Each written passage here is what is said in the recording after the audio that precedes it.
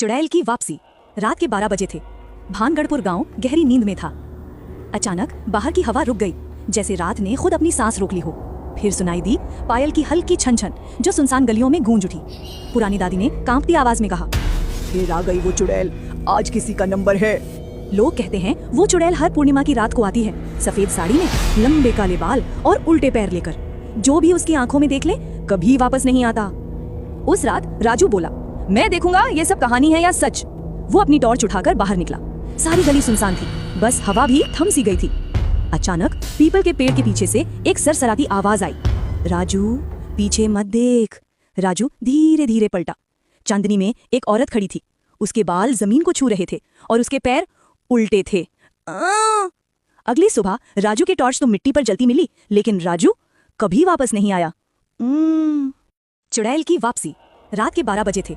भानगढ़पुर गांव गहरी नींद में था। अचानक बाहर की हवा रुक गई, जैसे रात ने खुद अपनी सांस रोक ली हो। फिर सुनाई दी पायल की हल्की छन छन, जो सुनसान गलियों में गूंज उठी। पुरानी दादी ने कांपती आवाज में कहा, फिर आ गई वो चुड़ैल, आज किसी का नंबर है।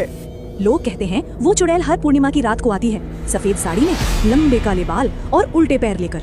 जो भी उसकी आंखों में देख ले कभी वापस नहीं आता। उस रात राजू बोला, मैं देखूंगा ये सब कहानी है या सच। वो अपनी टॉर्च उठाकर बाहर निकला। सारी गली सुनसान थी, बस हवा भी थम सी गई थी। अचानक पीपल के पेड़ के पीछे से एक सरसराती आवाज आई, राजू पीछे मत देख। राजू धीरे धीरे पलटा। चांदनी में एक औरत खड़ी थी। उसके बाल जमीन को छू रहे थे और उसके पैर उल्टे थे। अगली सुबह राजू की टॉर्च तो मिट्टी पर जलती मिली, लेकिन राजू कभी वापस नहीं आया।